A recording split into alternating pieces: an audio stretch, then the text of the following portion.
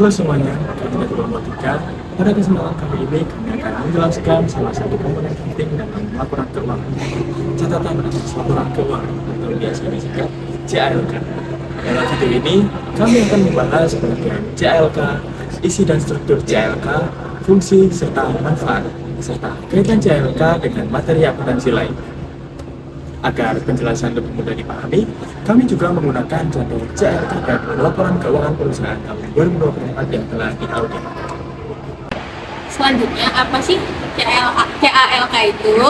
CALK adalah catatan atas laporan keuangan yang merupakan bagian dari laporan keuangan yang berfungsi untuk memberikan informasi tambahan dan penjelasan secara rinci atas angka-angka yang disajikan dalam laporan utama, seperti laporan basis keuangan, laporan laba rugi, dan laporan arus kas maupun perubahan ekuitas. Berdasarkan materi dalam bab laporan keuangan, CALK digunakan untuk yang pertama, menyajikan informasi mengenai dasar penyusunan laporan keuangan dan kebijakan akuntansi tertentu yang digunakan oleh perusahaan.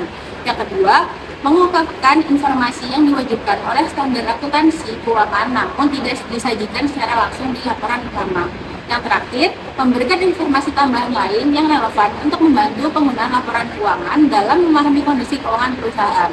Dengan demikian, CALK menjadi penjelasan penting agar laporan keuangan tidak hanya berisi angka, tetapi juga memiliki makna dan konteks lainnya. Akan memudahkan pemahaman dan pemandangan laporan keuangan antar periode maupun antar perusahaan. CALK biasanya disusun secara sistematis. Secara umum, isi CALK meliputi yang pertama, pernyataan kepatuhan terhadap standar akuntansi keuangan. Yang kedua, ringkasan kebijakan akuntansi signifikan yang diterapkan, termasuk dasar pengaturan dan metode pencatatan. Yang ketiga, informasi tambahan untuk setiap pos yang disajikan dalam laporan keuangan utama sesuai dengan urutan penyajian laporan. Yang keempat, pengungkapan lainnya seperti liabilitas kontingensi, komitmen kontraktual, serta informasi non keuangan yang relevan. Struktur ini membantu pengguna laporan keuangan memahami secara detail bagaimana laporan keuangan disusun. Sebagai contoh penerapan CALK dalam praktek ini, kami menggunakan catatan atas laporan keuangan dari PT Akuan Jati PTK tahun 2024 yang telah diaudit.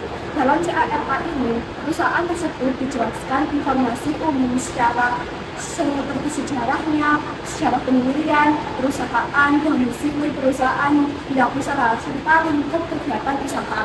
Selanjutnya, selain itu, CALK juga memuat penjelasan mengenai kebijakan akuntansi signifikan yang diterapkan oleh perusahaan seperti rincian pendapatan keuangan, misal pada laporan posisi keuangan, angka yang disajikan di neraca yang dijelaskan secara rinci serta mengenai posisi dari sumber tersebut. Dengan adanya CALK, pengguna laporan keuangan dapat mengetahui isi yang didapat dari setiap angka yang diketahui dalam laporan keuangan yang utama.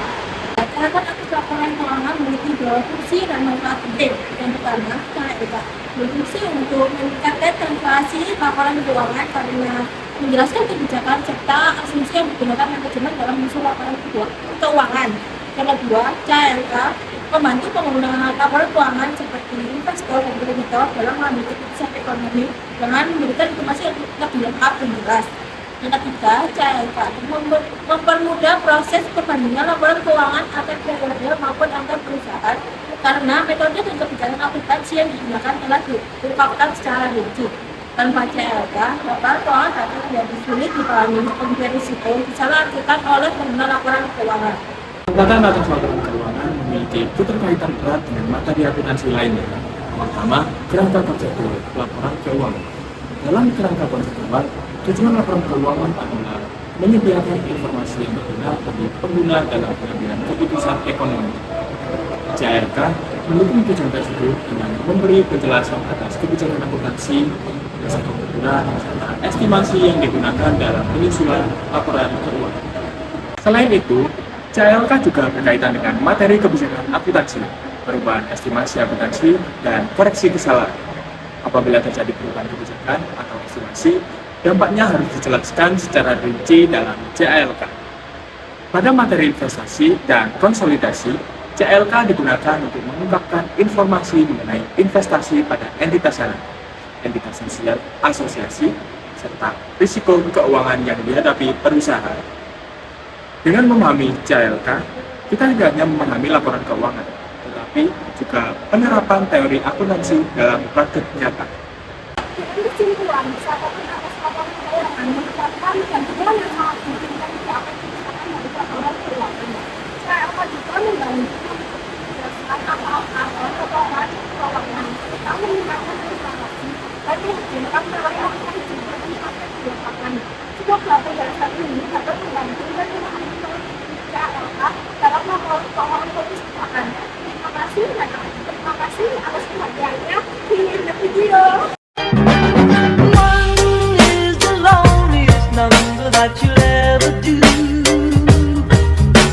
Two can be as bad as one. It's the loneliest number since the number